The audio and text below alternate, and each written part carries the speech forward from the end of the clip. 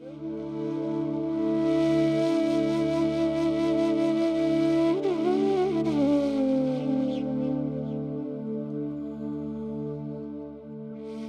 लग रहा है कि पहला अंतर्राष्ट्रीय योगा दिवस जैसे अभी-अभी ही गया है, क्योंकि योगा के प्रति जो उमंग और उत्साह का माहौल बना है, पूरा विश्व एक योगा कम्युनिटी के रूप में परिवर्तित हो गया है। पूरी धरती माता जैसे योगा के लिए एक प्लेटफॉर्म बन गई है और व्यक्ति की समष्टि तक की यात्रा का एक आधार बन गई है। अब लोग योगा को सिर्फ आरोग्य नहीं, एक वेलनेस के लिए महत्वपूर्ण जीवन का अंग मानने लगे हैं। आज जब हम दूसरे अंतर्राष्ट्रीय योगा पर्व को मनाने जा रहे हैं, तब मेरी विश्व भर के योगा प्रेमियों को बहुत बहुत शुभकामनाएं हैं और मुझे विश्वास है कि पूरा विश्व इस योगा आंदोलन के साथ जुड़ता चला जाएगा, वेलनेस की ओर आगे बढ़ता चला जाएगा और व्यक्ति और समष्टि का योग मिलन सुनिश्चित हो जाएगा। योग केवल व्यायाम नहीं है। योग एक तनावग्रस्त व्यक्ति का तनाव वापस लेता है, दूर करके उसे तनाव रहित बनाता है। योग अशांत मन को शांत करता है। इसलिए आइए हम सब योग को अपनाएं, अपना मन भी शांत करें और विश्व शांति के मार्ग पर आगे बढ़ें। योग भारत की सांस्कृतिक विरासत है। आज योग पूरे विश्व में फैल रहा है और इसके विस्तार के पीछे अनेक योग गुरुओं का योगदान रहा है। योग के द्वारा पूरे विश्व में लोग आरोग्यवर्धक और रोग निदान का लाभ उठा रहे हैं। विश्व योग दिवस के सफल आयोजन हेतु मेरी शुभकामनाएं।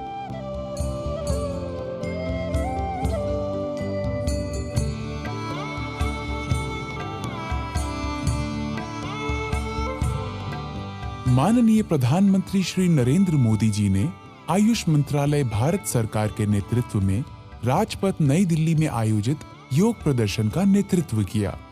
समूचे विश्व ने पूर्ण उत्साह के साथ 21 जून 2015 को प्रथम अंतर्राष्ट्रीय योग दिवस के रूप में मनाया। इस यादगार अवसर पर 2 गिनेस विश्व रिकॉर्ड बने। 35,985 प्रतिभागियों के साथ योग का सबसे बड़ा सत्र एवं योग के एक ही सत्र में सर्वाधिक देशों यानी कि 84 देशों के नागरिकों की प्रतिभागिता। पूरे विश्व से करोड़ों लोगों ने पूरे जोश और उत्साह के साथ प्रथम विश्व योग दिवस मिलकर मनाया।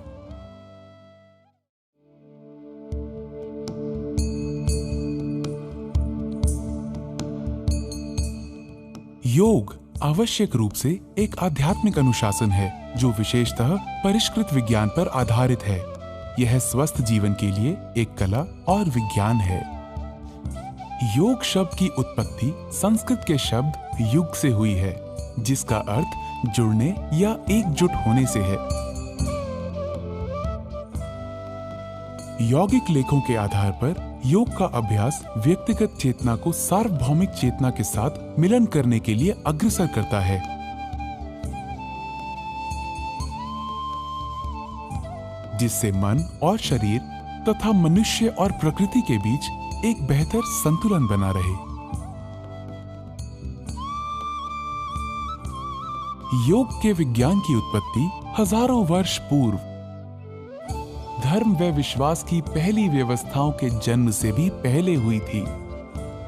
यौगिक लेखों के आधार पर शिव, जो कि पहले योगी या आदि योगी थे, उन्होंने अपने गहन ज्ञान को अपने 7 शिष्यों, प्रसिद्ध सप्तऋषियों या 7 मनीषियों के बीच प्रसारित किया था।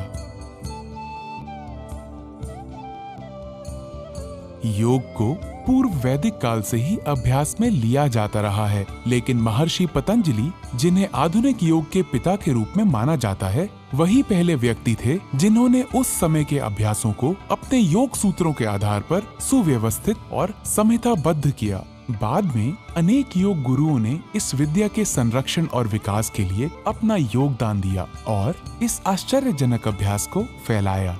योग के विभिन्न विद्यालय हैं, जिनमें ज्ञान योग, भक्ति योग, कर्म योग, पातंजला योग, हठ योग, कुंडलिनी योग, ध्यान योग, मंत्र योग, लय योग, जैन योग, बौद्ध योग आदि शामिल हैं।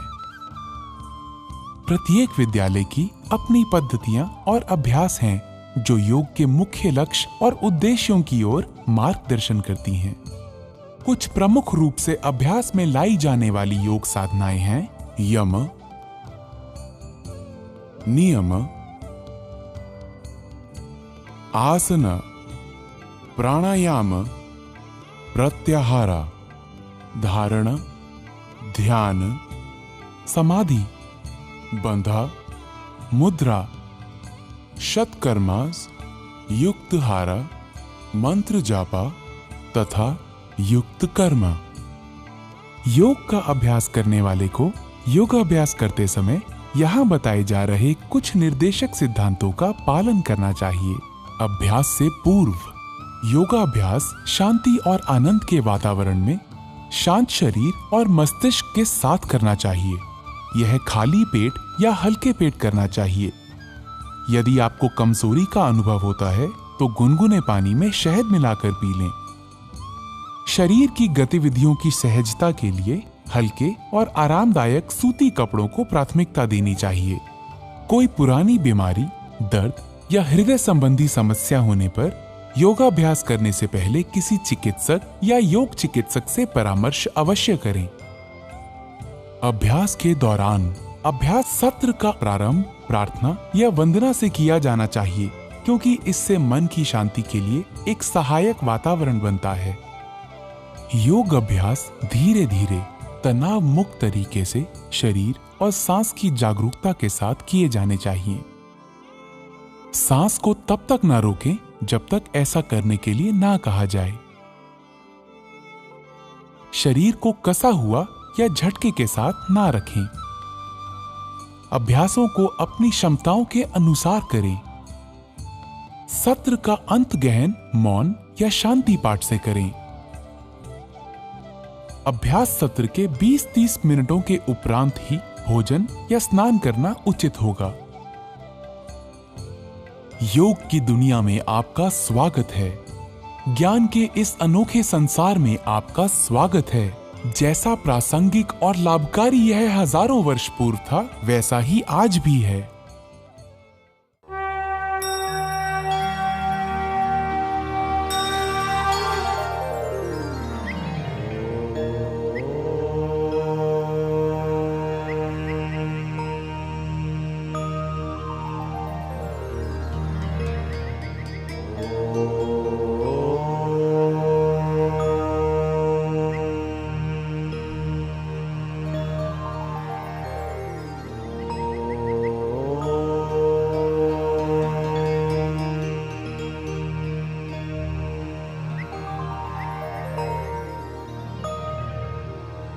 संगच्छध्वं संवदध्वं संगच्छध्वं संवदध्वं संवो मनांसि जानतां संवो मनांसि जानतां देवाभागं यथा पूर्वे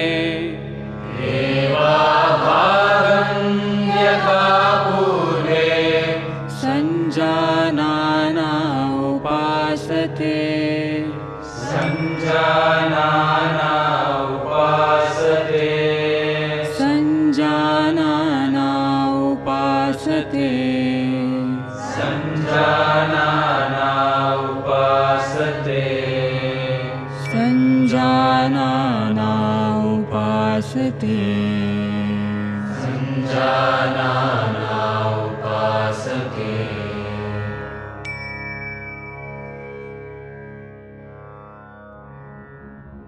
योग की दुनिया में आपका स्वागत है।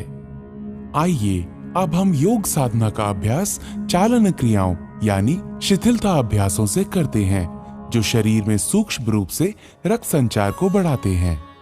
गर्दन का व्यायाम, गर्दन को आगे और पीछे झुकाना। सचेत मुद्रा में खड़े हों।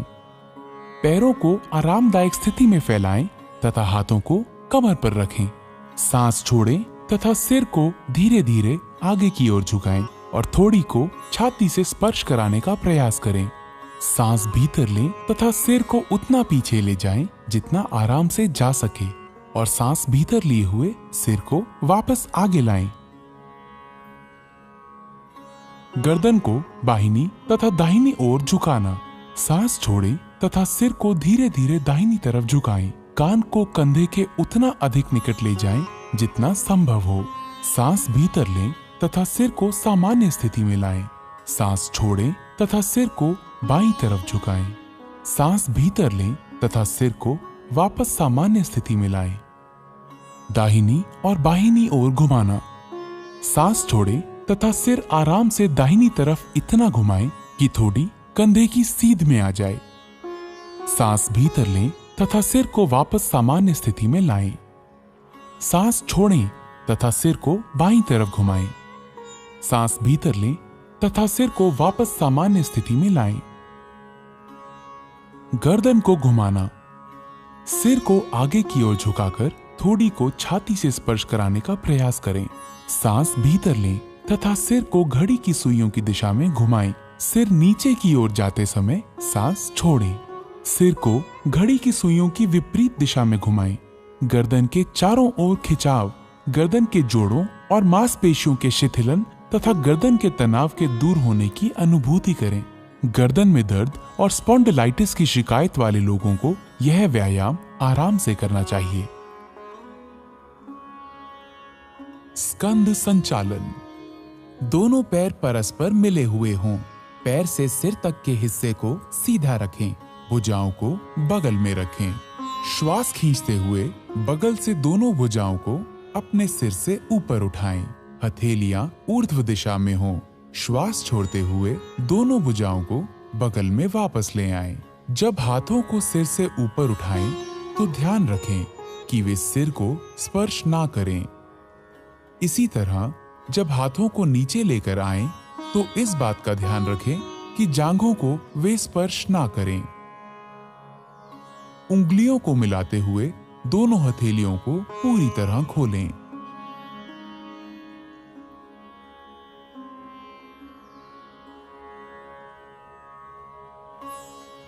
स्कंद चक्र। सीधा खड़े हो जाएं। बाएं हाथ की उंगलियों को बाएं कंधे पर रखें और उसी तरह दाएं हाथ की उंगलियों को दाएं कंधे पर। दोनों कोहनियों को पूरी तरह चक्राकार घुमाएं।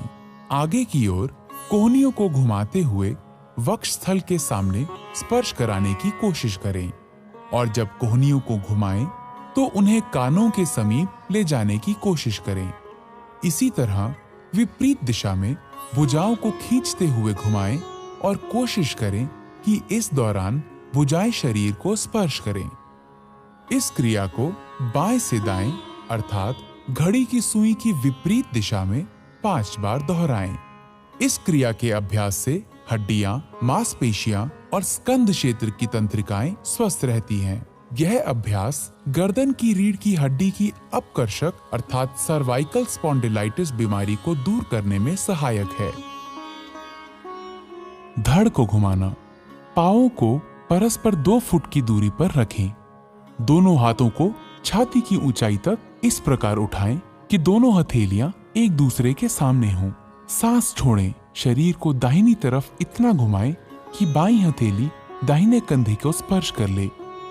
सांस भीतर लेते हुए वापस लौटें। अब सांस छोड़ें। शरीर को बाईं तरफ इतना घुमाएं कि दाहिनी हथेली बाएं कंधे को स्पर्श कर ले। सांस भीतर लेते हुए वापस लौटें। पुनः दोहराएं। सांस लेते हुए धीरे धीरे करें। मेरुदंड या डिस्क संबंधी समस्या होने पर तथा मासिक धर्म के दौरान यह व्यायाम ना करें। खड़ी मुद्रा में विश्राम करें। घुटनों को चलाना। सांस भीतर लें, अपनी भुजाओं को कंधों तक उठाएं, सांस छोड़ें, घुटने मोड़ें तथा अपने शरीर को शून्य की मुद्रा में नीचे लाएं। सांस भीतर लें और शरीर को सीधा करें। 2 बार और दोहराएं। इस व्यायाम से घुटने तथा कूल्हे के जोड़ मजबूत होते हैं। अत्यधिक आर्थराइटिस की समस्या होने पर इस व्यायाम को छोड़ दें। हाथों को नीचे लाते समय सांस छोड़ें। आइए अब योगासना की तरफ बढ़ें। ताड़ासन। ताड़ का अर्थ है ताड़ का पेड़। पैरों को परस्पर 2 इंच की दूरी पर रखें। उंगलियों को आपस में जकड़ें तथा कलाइयों को बाहर की तरफ मोड़ें। सांस भीतर लें तथा भुजाओं को ऊपर उठाते हुए कंधों की सीध में ले जाएं। एड़ियों को भूमि से ऊपर उठाएं और अंगूठों पर संतुलित हों। इस स्थिति में 10 से 15 सेकंड तक रहें। ये आसन शरीर में मजबूती लाता है, रीढ़ से जुड़ी तांत्रिकाओं के संकुलन को ठीक करने में सहायता देता है और गलत मुद्राओं को ठीक करता है। सांस छोड़ें, एड़ियों को नीचे लाएं, उंगलियों की जकड़न को खोलें, हाथों को धड़ के समांतर नीचे लाएं और खड़े होने की मुद्रा में वापस आएं। वृक्षासन। वृक्ष का अर्थ है पेड़। दोनों पैरों में 2 इंच की दूरी बनाकर खड़े हो जाएं। आंखों के सामने किसी बिंदु पर ध्यान केंद्रित करें। श्वास को शरीर के बाहर छोड़ते हुए दाएं पैर को मोड़कर उसके पंजे को बाएं पैर की अंदरूनी जांघ पर रखें। अभ्यास करते समय ध्यान रखें कि एड़ी मूलाधार अर्थात पेरिनियम क्षेत्र से मिली होनी चाहिए। गहरी श्वास लेते हुए दोनों हाथों को ऊपर की ओर ले जाएं और हथेलियों को परस्पर मिलाएं। इस स्थिति में 10 से 15 सेकंड्स तक रहें। इस दौरान सामान्य रूप से श्वास प्रश्वास करें। यह आसन तंत्रिका तंत्र की स्नायुओं को बेहतर और शरीर को संतुलित बनाता है। आर्थराइटिस रोग से ग्रसित होने पर इस आसन का अभ्यास ना करें। श्वास छोड़ते हुए हाथों एवं दाएं पैर को मूल अवस्था में वापस लेकर आएं। इस आसन का अभ्यास बाएं पैर से भी करें। बाएं पैर को मोड़कर उसके पंजे को दाएं पैर की अंदरूनी जांघ पर रखें। श्वास खींचते हुए दोनों हाथों को ऊपर की ओर ले जाएं और हथेलियों को परस्पर मिलाएं।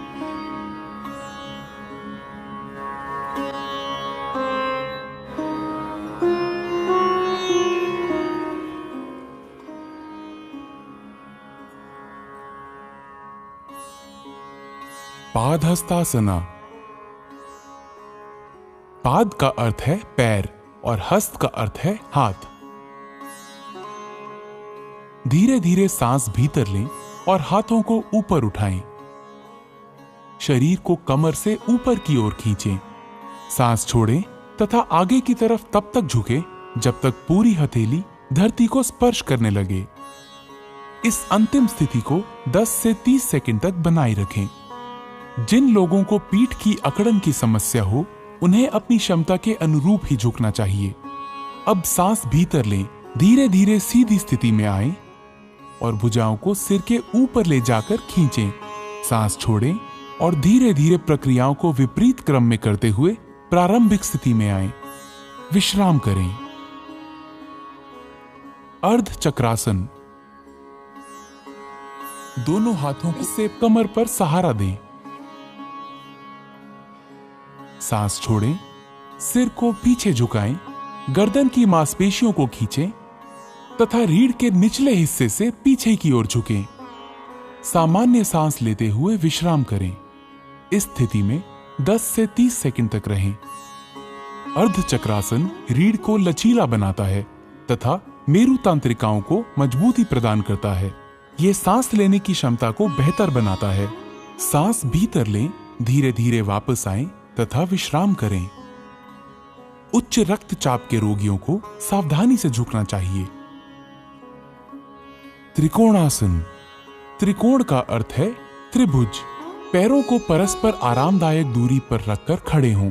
हाथों को धीरे धीरे किनारे से तब तक उठाएं जब तक वे क्षैतिज ना हो जाएं।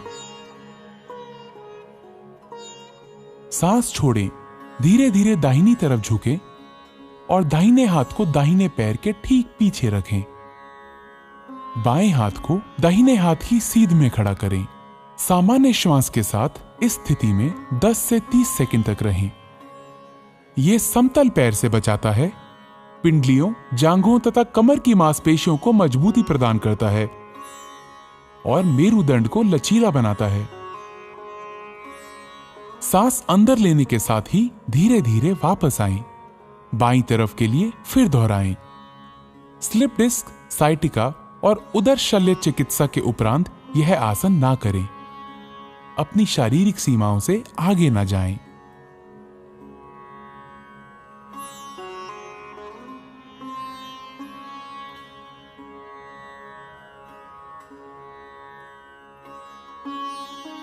भद्रासन। आइए अब बैठने वाली मुद्राओं के लिए तैयार हों। भद्र का अर्थ है दृढ़। पांवों को सामने की तरफ फैलाकर सीधे बैठें। हाथों को कूल्हों के पास रखें। ये दंड आसन है। अब अपने पैरों के तलवों को एक साथ रखें। सांस छोड़ें और अपने हाथों को अपने पैरों के अंगूठों पर कसें। अपनी एड़ियों को जितना संभव हो उतना मूलाधार के पास लाएं। ये अंतिम स्थिति है। इस स्थिति में कुछ देर तक रहें।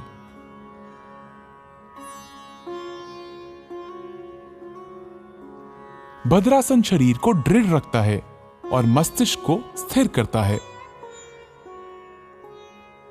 अब अपने पैरों को खींचें और विश्राम की अवस्था में आएं। एक्यूट आर्थराइटिस अथवा साइटिका होने पर यह अभ्यास ना करें। वज्रासन। सर्वप्रथम दंडासन में बैठ जाएं। पैरों को मोड़ते हुए एड़ियों पर बैठ जाएं। जांघों को सटाकर रखें एवं अंगूठे एक दूसरे से सटे हुए हों। हाथों को घुटनों पर रखें। सिर से पांव तक शरीर को सीधा रखें। इस आसन को वज्र आसन कहते हैं।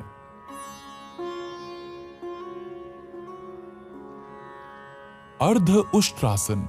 सर्वप्रथम वज्रासन में बैठ जाएं। घुटनों के बल खड़े हो जाएं। हाथों को कमर पर इस प्रकार रखें कि अंगुलियां जमीन की ओर हों। कोहनियों एवं कंधों को समानांतर रखें।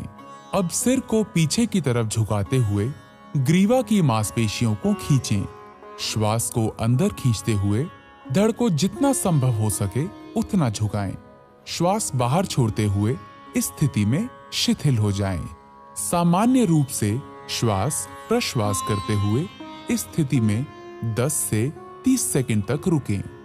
इस योगाभ्यास से पीठ और गर्दन की मांसपेशियां मजबूत होती हैं। कब्ज एवं पीठ दर्द से मुक्ति मिलती है। श्वास खींचते हुए वापस वज्रासन में बैठ जाएं। शिथिल हो जाएं। उष्ट्रासन। वज्रासन में बैठ जाएं। घुटनों को जमीन पर टिकाते हुए अपने दोनों पैरों की जांघ और पंजों को आपस में मिला लीजिए। घुटनों और पंजों के बीच कुछ इंचों की दूरी रखते हुए घुटनों के बल खड़े हो जाएं। श्वास खींचते हुए धीरे से पीछे की ओर झुकें। धीरे धीरे दाहिने हाथ से दाहिनी एड़ी और बाएं हाथ से बाईं एड़ी को पकड़ने का प्रयास करें। इस बात का ध्यान रखें कि पीछे झुकते समय गर्दन को झटका ना लगे। उष्ट्रासन दृष्टिकोण में अत्यंत लाभदायक है। यह पीठ एवं गर्दन के दर्द से आराम दिलाता है। यह उदर एवं नितंब की वसा को कम करने में सहायक है। उच्च रक्तचाप, हृदय रोगी व हर्निया के मरीजों को यह आसन नहीं करना चाहिए। श्वास खींचते हुए पुनः वज्रासन में बैठ जाएं।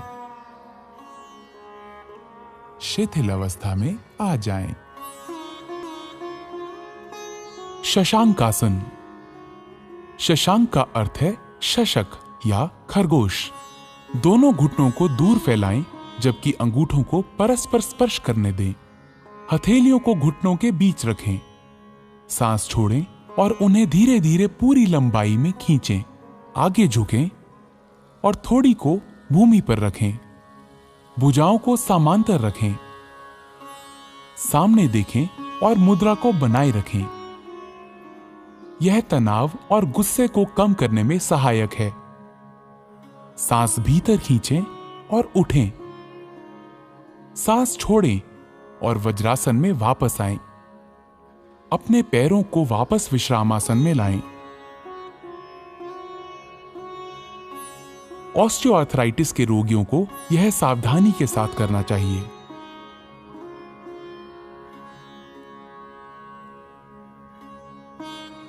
उत्तान मंडूकासन। इस आसन में शरीर की स्थिति ऊर्ध्वमुखी मेंढक जैसी हो जाती है। वज्रासन में बैठ जाएं। अंगूठों को सटाते हुए दोनों घुटनों को अधिक से अधिक फैलाएं। श्वास खींचते हुए अपने हाथों को ऊपर उठाएं। सिर के पीछे से दोनों हाथों को मोड़ें और हथेलियों को विपरीत कंधों पर रखें। अपनी पीठ और गर्दन को सीधा रखें और थोड़ी देर इसी स्थिति में बने रहें। यह आसन पीठ दर्द और ग्रीवा दर्द की तकलीफ से छुटकारा दिलाने में सहायक है। यह आसन शरीर के मध्य पट के लिए लाभदायक है। यह फेफड़े की कार्य क्षमता में वृद्धि करता है। घुटनों व जोड़ों के दर्द से पीड़ित व्यक्तियों को इस आसन से परहेज करना चाहिए। वापसी में श्वास खींचते हुए दोनों हाथों को धीरे धीरे सीधा करें और वापस ले आएं। अपने घुटनों को मिलाकर पूर्ववत स्थिति में ले आएं।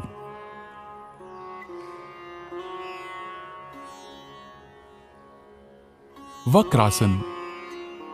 वक्र का अर्थ है टेढ़ा या मुड़ा हुआ। दाहिनी टांग को मोड़ें और दाहिने पैर को बाएं घुटने के साथ रखें। बाईं भुजा को दाहिने घुटने पर लपेटें और हथेली को दाहिने पैर के पास रखें। सांस छोड़ें। शरीर तथा गर्दन को दाहिनी तरफ मोड़ें। इस मुद्रा में आराम से रहें। अपना सर पीछे घुमाएं। सांस छोड़ते हुए अपने हाथ बाहर निकालें। पैरों को सीधा फैलाएं।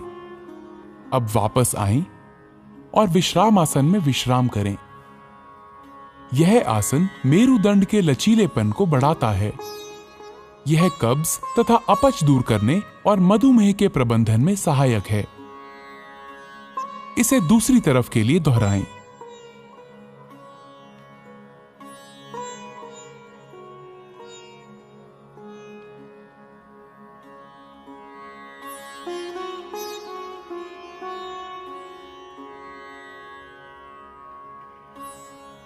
अपना सिर पीछे घुमाएं। सांस छोड़ते हुए अपने हाथ बाहर निकालें।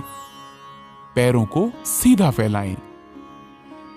अब वापस आएं और विश्राम आसन में विश्राम करें।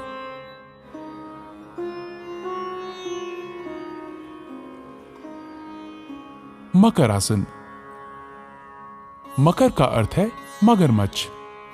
पेट के बल इस प्रकार लेट जाएं कि टांगे एक दूसरे से दूर हों तथा पैर बाहर की ओर हों। दोनों बाहें मोड़ लें तथा दाहिने हाथ को बाएं हाथ पर रखें। अपने सिर को हाथों पर रख लें। आराम करें। यह मकर आसन है। यह आसन सभी अधोमुखी मुद्राओं में विश्राम के लिए किया जाता है। यह पीठ के निचले हिस्से को आराम पहुंचाता है। भुजंगासन। अब अधोमुखी मुद्राओं के लिए तैयार हों।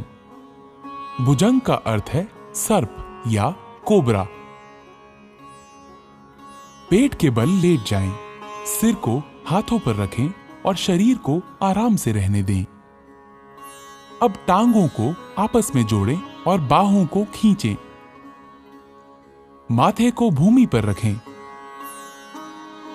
अब अपनी हथेलियों को छाती के पास रखें और कोहनियों को उठाएं। सांस भीतर लें और थोड़ी तथा नाभि के हिस्से तक छाती को ऊपर उठाएं। यह भुजंग आसन है। यह आसन तनाव के प्रबंधन के लिए सर्वोत्तम है। यह पीठ दर्द तथा श्वास संबंधी समस्याओं से निपटने में सहायक है। सांस छोड़ें, अपने माथे को भूमि पर रहने दें तथा बाहों को खींचें। अपनी टांगें फैलाएं, हथेलियां ऊंची करें तथा अपने सर को हथेलियों पर रखें और आराम करें। शलभासन। शलभ का अर्थ है पतंगा या टिड्डा। पेट के बल लेट जाएं, टांगे आपस में जोड़ लें। थोड़ी को भूमि पर रखें। दोनों हाथ शरीर के किनारे ऐसे रखें कि हथेलियां ऊपर की ओर हों। सांस भीतर लें। अपनी टांगों को भूमि से उतना ऊपर उठाएं जितना आप बिना घुटनों को मोड़े हुए उठा सकें। बाहों और टांगों को इस तरह फैलाएं कि शरीर आसानी से भूमि से ऊपर उठ जाए। इस स्थिति में आराम से रहें। यह आसन साइटिका तथा पीठ के निचले हिस्से के दर्द में राहत देता है। यह कूल्हे की मांसपेशियों को आकार देता है। अब सांस छोड़ें, टांगों को नीचे भूमि की ओर ले आएं। अपनी बाहें निकालें और भूमि पर विश्राम करें। हृदय रोगियों को यह मुद्रा नहीं करनी चाहिए। सेतु बंधासन। ऊर्ध्वमुखी या पीठ के बल लेटकर की जाने वाली मुद्राओं की ओर। सेतुबंध का अर्थ है पुल बनाना। टांगों को आपस में जोड़ें, बाहों को शरीर के किनारे रखें। दोनों टांगों को घुटनों पर मोड़ें और एड़ियों को नितंबों के पास ले जाएं। दोनों एड़ियों को कसकर पकड़ें। सांस भीतर लें। धीरे धीरे नितंबों तथा धड़ को पुल बनाने के लिए उतना ऊंचा उठाएं जितना आप उठा सकते हैं। आराम से रहें। यही अंतिम मुद्रा है। यह आसन अवसाद तथा व्यग्रता से मुक्ति देता है। यह पीठ के निचले हिस्से की मांसपेशियों को मजबूत बनाता है। अब सांस छोड़ें। धीरे धीरे मूल स्थिति में आएं और विश्राम करें। पीठ के बल लेट जाएं। कृपया ध्यान रखें, गर्भावस्था के बाद की तिमाहियों वाली महिलाएं इस आसन का प्रयोग ना करें। उत्तान पादासन। इस आसन में पीठ के बल लेटकर पैरों को ऊपर उठाया जाता है। इसी कारण इस आसन का नामकरण उत्तान पाद आसन हुआ है। जमीन पर आराम से पीठ के बल लेट जाएं। पैरों की स्थिति सीधी हो और हाथों को बगल में रखें। श्वास लेते हुए घुटनों को बिना मोड़े धीरे धीरे अपने दोनों पैरों को ऊपर उठाएं और 30 डिग्री का कोण बनाएं। सामान्य रूप से श्वास प्रश्वास करते हुए इस अवस्था में कुछ देर बने रहें। श्वास छोड़ते हुए धीरे धीरे अपने दोनों पैरों को नीचे लाएं और जमीन पर रखें। यह आसन नाभि केंद्र अर्थात नाभि मणि चक्र में संतुलन स्थापित करता है। अर्ध हल आसन। इस आसन में शरीर की स्थिति खेतों की जुताई करने वाले भारतीय हल की अर्ध आकृति जैसी हो जाती है। इसी कारण इसका नाम हल आसन पड़ा है। पीठ के बल लेट जाएं। दोनों हाथ जांघों के बगल में रखें और हथेलियां जमीन पर टिका दें। घुटनों को बिना मोड़े अपने पैरों को धीरे धीरे ऊपर उठाएं। सर्वप्रथम अपने पैरों को 30 डिग्री तक उठाएं। तत्पश्चात 60 डिग्री का कोण बनाएं। अब धीरे धीरे पैरों को 90 डिग्री के कोण की स्थिति में ले आएं। यह अर्ध हलासन की पूर्ण स्थिति है। इस अवस्था में शरीर की स्थिति नितंब से कंधे तक सीधी होनी चाहिए। धीरे धीरे अपने पैरों को वापस जमीन पर लाएं। ध्यान रहे वापसी की स्थिति में सिर जमीन से ऊपर ना उठे। यह आसन गहरे तनाव से ग्रस्त व्यक्तियों के लिए अत्यंत लाभदायक है, परंतु उन्हें बड़ी सावधानी पूर्वक यह आसन करना चाहिए। पीठ के निचले हिस्से के दर्द से पीड़ित व्यक्तियों को दोनों पैरों के साथ इस आसन को नहीं करना चाहिए। पवन मुक्त आसन। दोनों घुटने मोड़ें तथा जांघों को छाती के पास लाएं। उंगलियों को आपस में जकड़ लें और घुटनों के नीचे पिंडलियों को अच्छी तरह पकड़ लें। सिर तथा कंधे उठाएं और घुटनों को थोड़ी से छूने का प्रयास करें। यह पवन मुक्त आसन है। यह कब्ज दूर करता है, उदर वायु से मुक्ति दिलाता है और पीछे की मांसपेशियों तथा मेरु तंत्रिकाओं को ठीक करता है। अपना सिर पीछे लाएं, सांस छोड़ें। अपनी टांगों को सीधा फैलाएं। आराम करें। उदर की चोटों, हर्निया, साइटिका तथा गर्भावस्था में यह अभ्यास ना करें।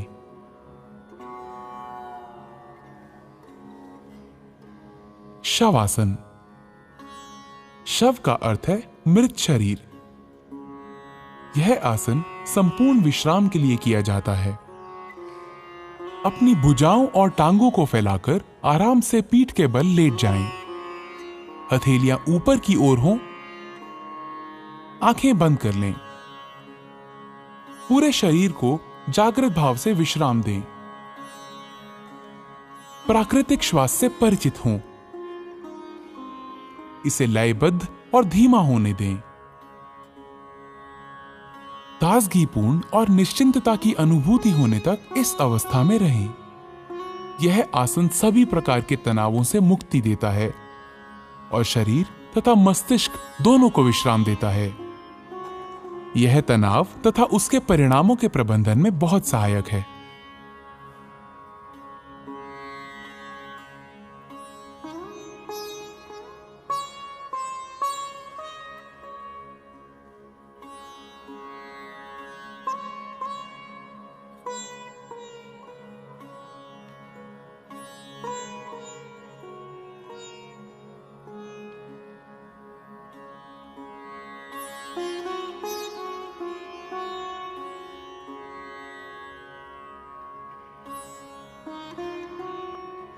कपालभाति।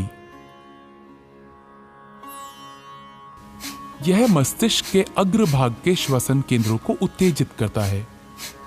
ध्यान की किसी भी मुद्रा में बैठ जाएं। आंखें बंद करें और पूरे शरीर को विश्राम दें। गहरी सांस भीतर लें, सीना फुलाएं। सांस को उदर की मांसपेशियों के बलशाली संकुचन से बाहर निकालें। शांत रूप से सांस भीतर लेना और सक्रिय रूप से बाहर निकालना जारी रखें।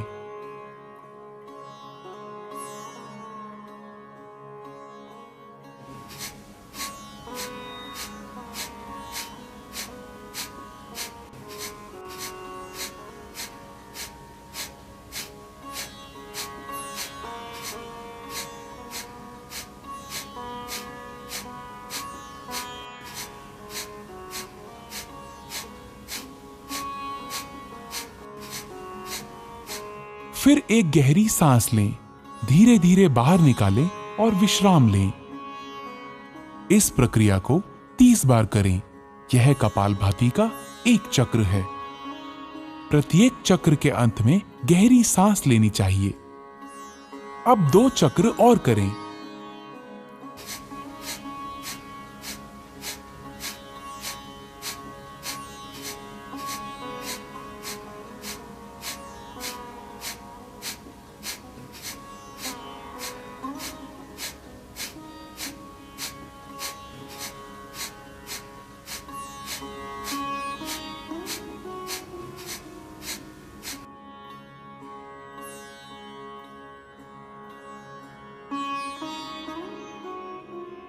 कपालभाति सामने की वायु नलिकाओं को स्वच्छ करता है। इससे कफ संबंधी समस्याओं के निदान में सहायता मिलती है। यह ठंड, राइनाइटिस, साइनोसाइटिस, अस्थमा तथा श्वास संबंधी रोगों के उपचार में सहायक है।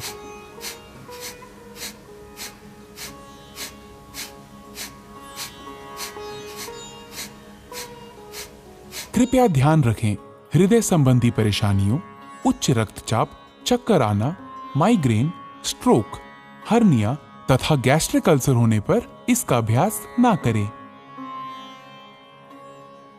प्राणायाम, नाड़ी शोधन या अनुलोम विलोम प्राणायाम। क्रमशः बाएं तथा दाएं नासिका छिद्रों से सांस लेना है। ध्यान की मुद्रा में बैठ जाएं। मेरुदंड सीधा रखें, सिर ऊंचा तथा आंखें बंद हों। शरीर को कुछ गहरी सांसें लेकर आराम की स्थिति में लाएं। बाईं हथेली को बाएं घुटने पर ज्ञान मुद्रा में रखें। दायां हाथ नासाग्र मुद्रा में होना चाहिए। दाएं अंगूठे को दाहिने नासिका छिद्र पर रखें। बाएं नासिका छिद्र से श्वास अंदर लें, फिर इसे बंद कर लें। दाहिने नासिका छिद्र से श्वास बाहर निकालें। अगली बार दाहिने नासिका छिद्र से सांस भीतर लें। दाहिना नासिका छिद्र बंद करें और बाएं नासिका छिद्र से श्वास बाहर निकालें। यह नाड़ी शोधन या अनुलोम विलोम प्राणायाम का एक चक्र है। 5 चक्र और पूरे करें।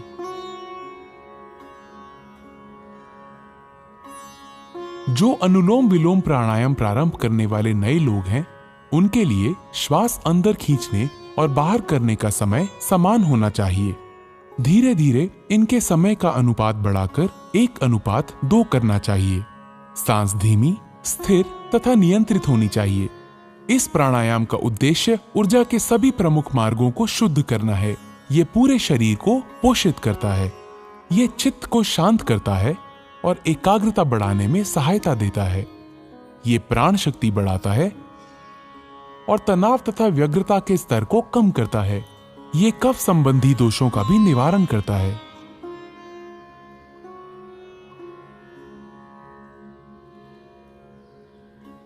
शीतली प्राणायाम। शीत का अर्थ है ठंडा। यह प्राणायाम साधक के चित्त को शांत करता है और मन की व्याग्रता को दूर करता है। शीतली प्राणायाम अपने नाम के अनुरूप शरीर और मन को शांति प्रदान करता है। पद्मासन अथवा किसी भी आरामदायक आसन में बैठ जाएं। अंजलि मुद्रा अथवा ज्ञान मुद्रा की अवस्था में अपने हाथों को घुटनों पर रख लें। जीभ को किनारों से मोड़कर ट्यूब की आकृति जैसा बना लें। इस ट्यूब नुमा जीभ से सांस लेते हुए जितना हो सके वायु को फेफड़ों में भरें और मुंह बंद कर लें और दोनों नासिका रंध्रों से धीरे धीरे श्वास छोड़ें। शीतली प्राणायाम रक्त को शुद्ध करता है। यह शरीर में शीतलता प्रदान करता है। उच्च रक्तचाप वाले व्यक्तियों के लिए यह विशेष लाभप्रद है। यह भूख और प्यास का शमन करता है। कफ और पित्त के कारण होने वाली अपच और अन्य व्याधियों को दूर करता है। यह त्वचा और नेत्र के लिए लाभदायक है। ठंड, कफ अथवा तुंडिका शोथ अर्थात टॉन्सिलाइटिस के मरीजों को यह प्राणायाम नहीं करना चाहिए।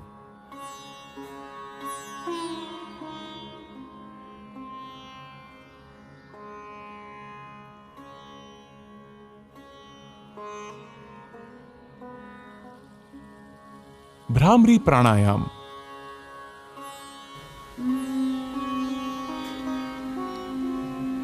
भ्रमर भौरे को कहते हैं। इस प्राणायाम में श्वास छोड़ने के समय जो ध्वनि निकलती है वो भौरे के भुन भुन से मिलती जुलती लगती है। दोनों नासछिद्रों से गहरी सांस भीतर लें। नियंत्रित तरीके से गहरी और स्थिर भौरे की भुन भुन की जैसी ध्वनि के साथ श्वास बाहर छोड़ें।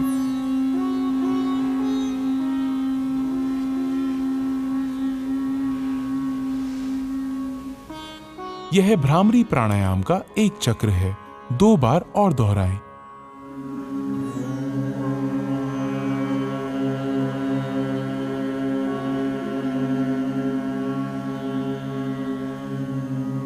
ये अनिद्रा की अच्छी दवा है। इसे तनाव संबंधी विकारों को दूर करने में बहुत कारगर पाया गया है।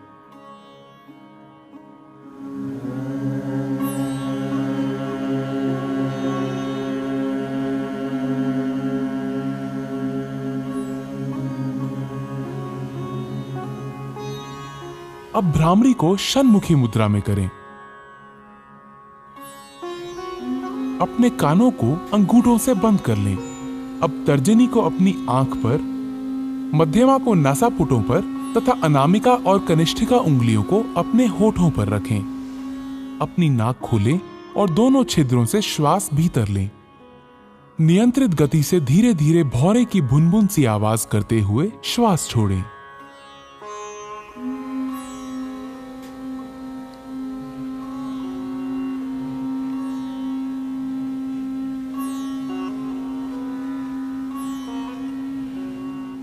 यह एकाग्रता और ध्यान के प्रारंभ के लिए तैयारी करने का प्राणायाम है। ध्यान। आइए अब ध्यान के लिए तैयार हों। ध्यान एक निरंतर चिंतन की प्रक्रिया है।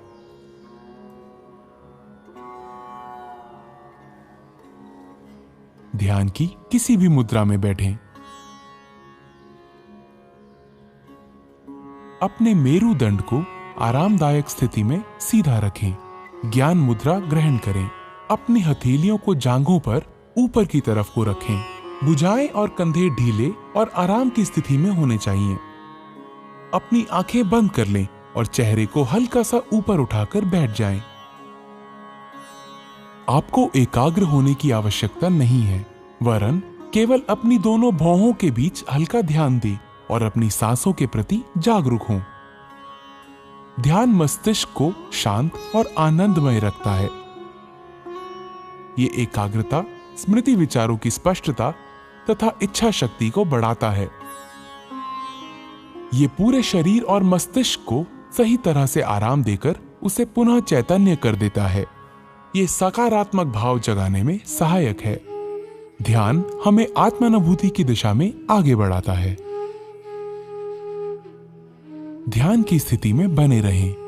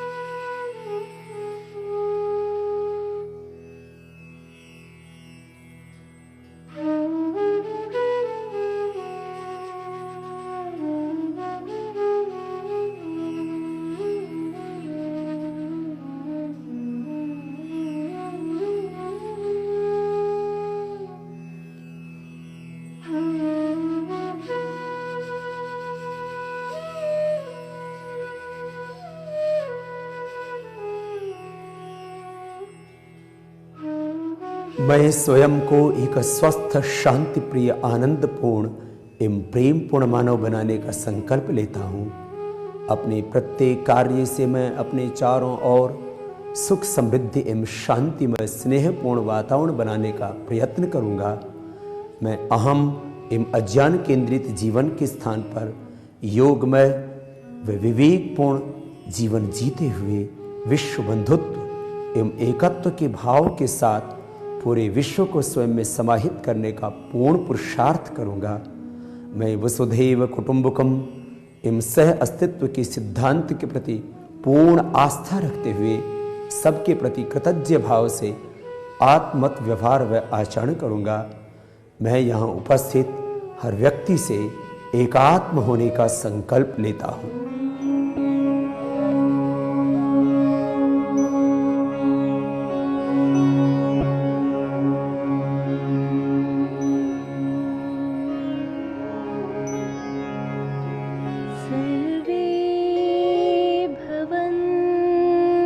सुखिनः सर्वे सन्तु निरामयाः